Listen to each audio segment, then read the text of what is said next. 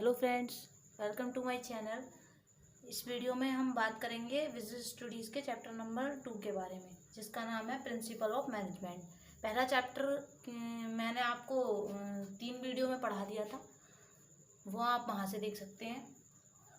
अब ये है second chapter, principles of management. पहले मैंने आपको nature and significance of management पढ़ाया था, इसमें हम मैनेजमेंट के प्रिंसिपल्स पढ़ेंगे। तो सबसे पहले हम पढ़ते हैं प्रिंसिपल्स क्या होते हैं। सबसे पहले हम प्रिंसिपल की डेफिनेशन पढ़ते हैं। प्रिंसिपल, तो प्रिंसिपल क्या होता है, इसको हम देखते हैं। प्रिंसिपल एक स्टेटमेंट होता है जिसको हमें फॉलो करना पड़ता है। प्रिंसिपल एक स्टेटमेंट होता है जिसको हमें फॉलो करना पड़ता है। तो इसकी डेफिनेशन होगी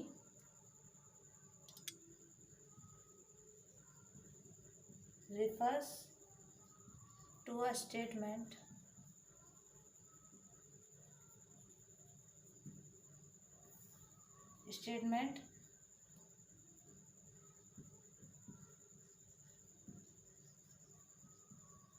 which reflects the fundamental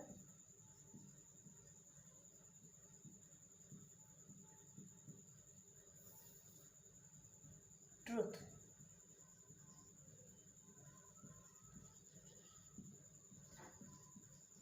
about some phenomenon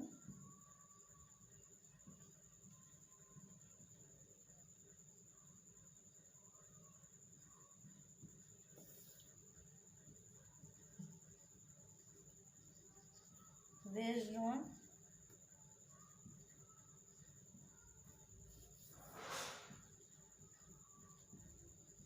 cause and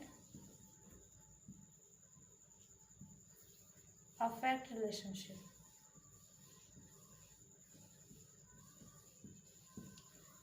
ये इसकी डेफिनेशन है, लेकिन हम इसे शॉर्ट में समझ सकते हैं कि प्रिंसिपल एक ऐसा स्टेटमेंट होता है या एक सिद्धांत एक ऐसा स्टेटमेंट होता है जिसे हमें फॉलो करना पड़ता है, फॉलो करना ही होता है। तो ये प्रिंसिपल की डेफिनेशन हो गई। अब हम नेक्स्ट पढ़ते हैं प्रिंसिपल ऑफ मैनेजमेंट क्या होता है। अभी मैंने सिर्फ प्रिंसिपल पढ़ाया है, अब हम प्रिंसिपल ऑफ मैनेजमेंट पढ़ते हैं। प्रिंसिपल ऑफ मैनेजमेंट, तो प्रिंसिपल ऑफ मैनेजमेंट क्या है, पहले तो ये पढ़ेंगे इसका मीनिंग क्या है। इसका मीनिंग क्या है ये पढ़ते हैं पहले। इसका मीनिंग है principles management principle are broad and general guidelines for decision making and behaviour of managers. मतलब ये कुछ गाइडलाइंस दी हैं हमें, जो हमें मैनेजर्स को हेल्प करती हैं।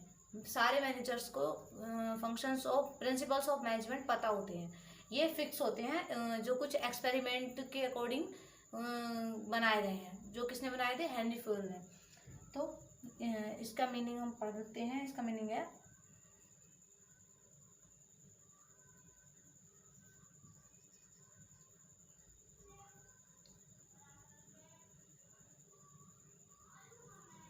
Management principle are broad and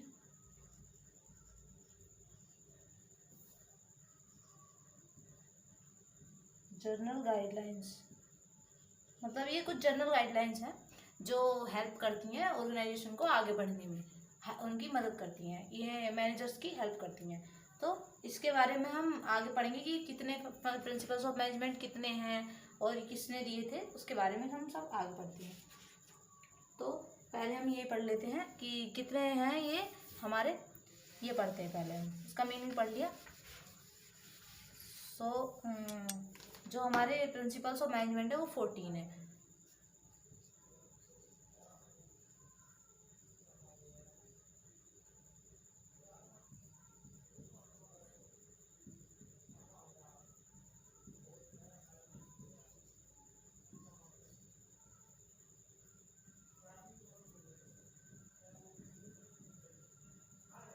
कितने हैं, 14। There are 14 principles of management. ये 14 सिद्धांत हैं मैनेजमेंट के। जो हम पढ़ते हैं आगे। और ये किसने ये हमें 14 प्रिंसिपल्स दिए कितने हैं, किसने हैं, ये हमको दिए हैं हेनरी फ्यूल ने।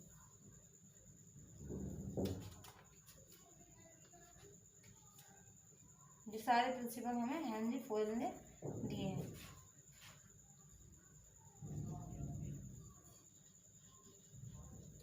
ये हेनरी फ्यूल जो था वो फ्रांस का रहने वाला था और 1841 में इसका जन्म हुआ था। चलो इसके बारे में हम बता देते हैं थोड़ा सा आपको, हो सकता है एग्जाम में आ जाए, कई बार पूछ लिया जाता है, तो इसके बारे में भी थोड़ा सा पढ़ लेते हैं। हेनरी फ्यूल, तो इसका जो जन्म हुआ था वो हुआ था हमारा 1841 में। और ये कहाँ का रहने वाला था, ये था हमारा फ्रांस का रहने वाला, फ्रांस का रहने वाला था। और इसने एक डिग्री ली थी माइनिंग इंजीनियरिंग की, माइनिंग इंजीनियरिंग की डिग्री ली थी इसने।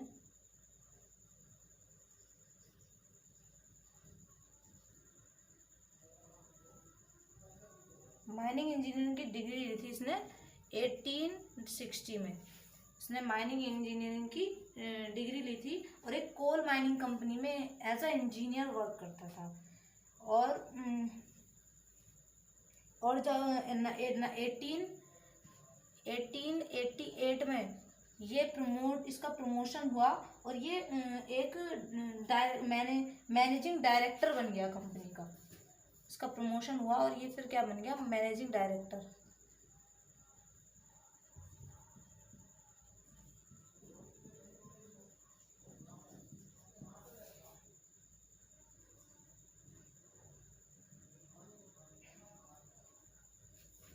और जब ये 30 साल बाद रिटायर हुआ कंपनी में से, तब इसने हमें ये 14 प्रिंसिपल्स ऑफ मैनेजमेंट दिए थे, 14 प्रिंसिपल्स ऑफ मैनेजमेंट। और ये हेनरी फ्यूल जो है ये हमारा जाना जाता है as father of management studies and thoughts. Henry Fayol को हम कहते हैं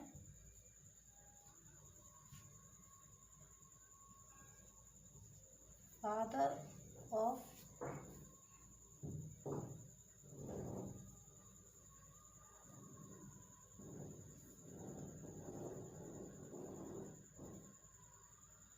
मैनेजमेंट स्टडीज एंड थॉट्स। ये बहुत बार एग्जाम में पूछा जाता है, who is known as father of management studies and thoughts. तो कौन है, हेनरी फ्यूल। तो यहाँ आप लिख सकते हैं। अब हम इसके 14 प्रिंसिपल्स के बारे में पढ़ते हैं आगे। ये कौन कौन से प्रिंसिपल्स हैं, इनकी क्या इंपॉर्टेंस है, ये सब पढ़ेंगे हम आगे। तो 14 प्रिंसिपल्स पढ़ रहे हैं हम।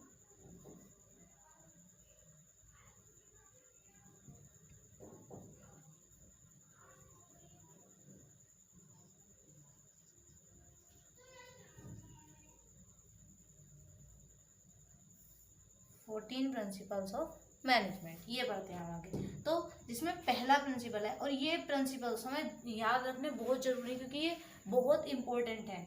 ये चैप्टर ही पूरा हमारे लिए बहुत इंपॉर्टेंट है, तो ये हमें याद कर रखना बहुत जरूरी है। तो जो पहला प्रिंसिपल है मैनेजमेंट का वो है डिवीजन ऑफ वर्क।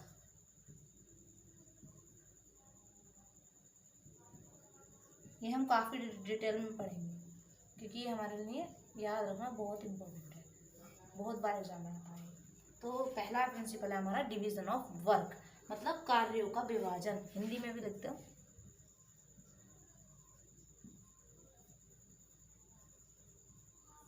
कार्यों का विभाजन। तो हेनरी फ्यूल ने अपने पहले प्रिंसिपल में हमें ये बताया है कि अकॉर्डिंग टू हेनरी फ्यूल हमें ये बताया गया है कि जो हमारा कार्यों का विभाजन होना चाहिए वो स्किल्स के अकॉर्डिंग और नॉलेज के अकॉर्डिंग होना चाहिए। जैसे कि अगर हम उनका डिवीजन हो और जितना हो सके उतना डिवीजन ऑफ वर्क करना चाहिए। हमारे अगर 2 टारगेट हैं, 2 टारगेट्स हैं हमारे, 2 टारगेट्स हैं, तो हर एक टारगेट के लिए एक टारगेट के लिए एक पर्सन रखना चाहिए, एक टारगेट के लिए एक हो गया, दूसरे टारगेट के लिए दूसरा। ये नहीं कि दोनों टारगेट हम एक ही इंडिविजुअल व्यक्ति को दे दें, तो इससे उसका माइंड जो होगा वो डाइवर्ट हो जाएगा। और उसकी स्किल्स के अकॉर्डिंग हमें उन्हें वर्क डिवाइड करना चाहिए। अब जैसे कि कोई डॉक्टर है, तो अगर हम उसको पढ़ाने के लिए स्कूल में भेज दें, टीचर का वर्क दे दें, तो वो इतने अच्छे से नहीं कर पाएगा जितने अच्छे से वो टीचर कर पाएगा। और ना ही कोई टीचर डॉक्टर का वर्क उतने अच्छे से कर पाएगा जितने अच्छे से वो डॉक्टर कर पाएगा। इसलिए उसकी नॉलेज टीचिंग लाइन में है, वो पढ़ा सकता है अच्छा, और डॉक्टर की नॉलेज वो अच्छे से अच्छा इलाज कर सकता है, उसकी नॉलेज उसमें है, और उसका एक्सपेरिमेंट भी है, एक्सपीरियंस भी बहुत है उसका। तो हमारा कार्य का विभाजन इसी हिसाब से होना चाहिए जिससे हमारी ऑर्गेनाइजेशन बहुत आगे जा सके। तो पहला जो हमारा प्रिंसिपल है वो है डिवीजन ऑफ वर्क, कार्यों का विभाजन। वो मैंने आपको बता दिया कार्यों का विभाजन कैसे होता है। अब फिर नेक्स्ट है हमारा सेकंड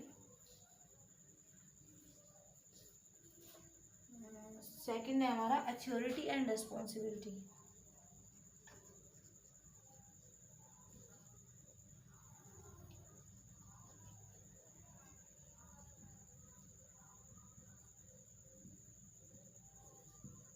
अथॉरिटी एंड रेस्पॉन्सिबिलिटी, तो अथॉरिटी का मतलब होता है हमारा अधिकार, और रेस्पॉन्सिबिलिटी का मतलब होता है हमारा जिम्मेदारी। तो हम इसे भी लिख सकते हैं अधिकार और जिम्मेदारी।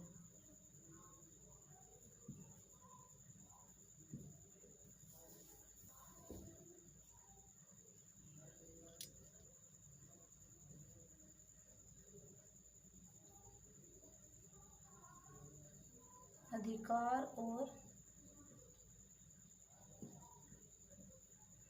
और जिम्मेदारी। तो इसमें हम पढ़ते हैं कि जैसे कि किसी भी ऑर्गेनाइजेशन के अंदर मैनेजर के पास पावर्स होती हैं कि उसकी रेस्पॉन्सिबिलिटी होती है और उसका अधिकार भी होता है अपने एम्प्लॉयज़ को अच्छे से उनको मोटिवेट करना, अच्छे से अपनी कंपनी को संभालना। तो ये उसकी रेस्पॉन्सिबिलिटी होती है।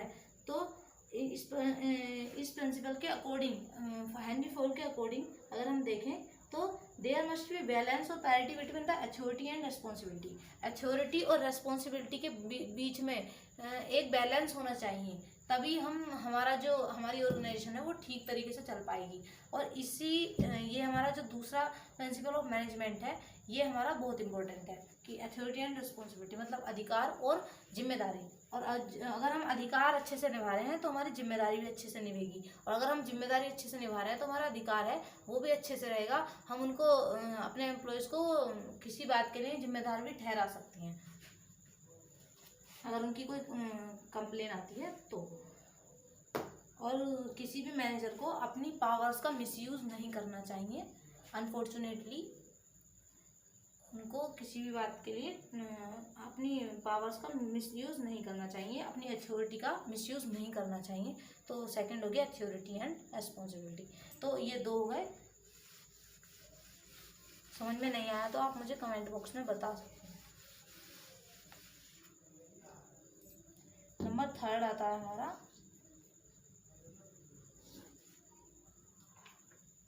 डिसिप्लिन।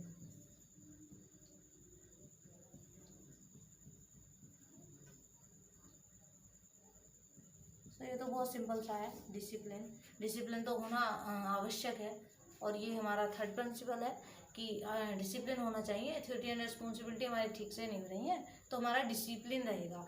अगर कोई व्यक्ति अपनी जिम्मेदारी और अपना अधिकार दोनों साथ लेकर चल रहा है, जो उसकी जिम्मेदारी है उसको अच्छे से निभा रहा है, तो हमारी कंपनी के अंदर डिसिप्लिन रहेगा, कोई एक्स्ट्रा एक्टिविटीज़ नहीं होंगी। तो हमारा थर्ड हो गया हमारा डिसिप्लिन। ये तो सिंपल सही है, समझ में आ गया होगा। नंबर 4 है हमारा यूनिटी ऑफ कमांड।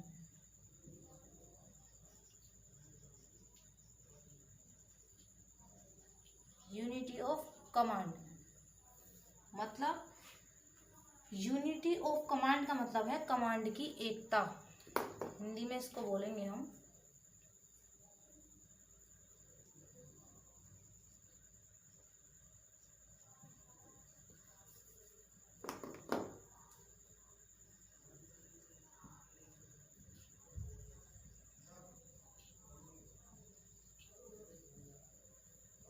कमांड की एकता होना चाहिए, मतलब इसको हम सिंपली वर्ड्स में कहते हैं ओनली वन बॉस।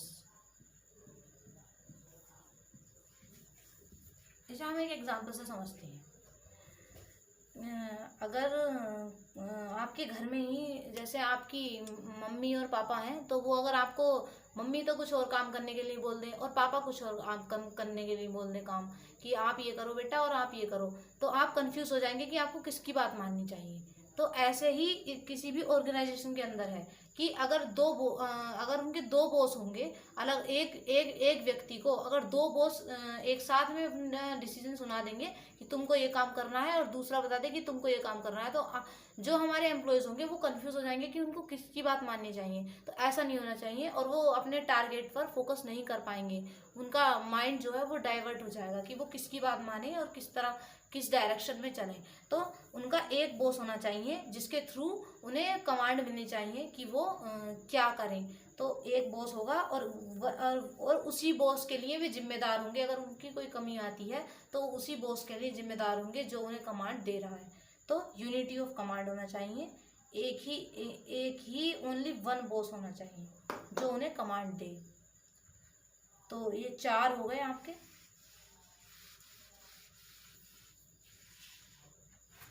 नंबर 5 है unity of direction.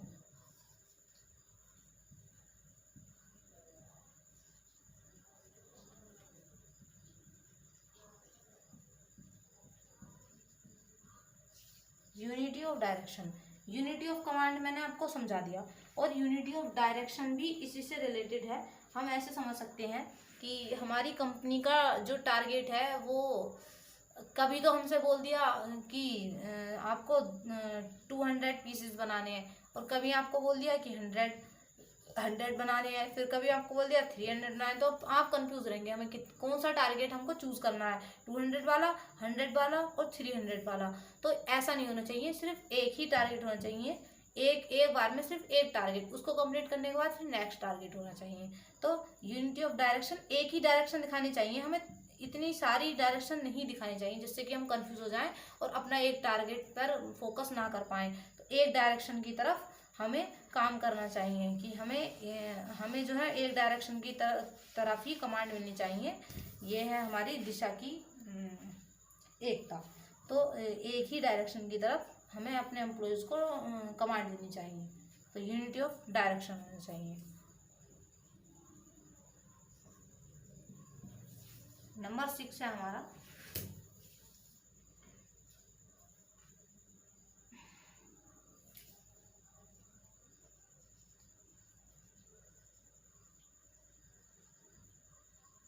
Subordination of individual interest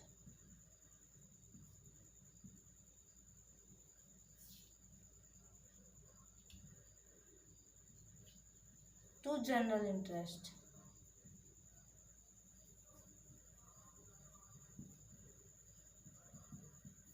ये बहुत सिंपल है। जैसे हम देखें कि हमने जो है nature and significance of management वाले में कुछ हमारे जो पर्सनल ऑब्जेक्टिव्स थे उसके बारे में पढ़ा था, तो ये भी उससे रिलेटेड है।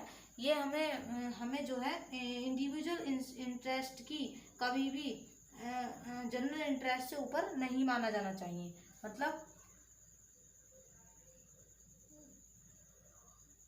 मतलब ये है कि जो हमारा जनरल इंटरेस्ट है, मतलब जो हमारा ऑर्गेनाइजेशनल ऑब्जेक्टिव्स होते हैं, उनको पर्सनल ऑब्जेक्टिव से बढ़कर नहीं मानना चाहिए। जो हमारे प्रायोरिटी आती है वो पर्सनल ऑब्जेक्टिव्स को जाती है, क्योंकि जो हमारा जो टारगेट हमने अचीव किया है वो किसके थ्रू किया है और किसकी वजह से किया है, हमारे एम्प्लॉयज की वजह से। तो उनके जो इंडिविजुअल जो उनका इंटरेस्ट है वो हमें ज़्यादा प्रायोरिटी देनी चाहिए उसको अकॉर्डिंग टू जनरल इंटरेस्ट।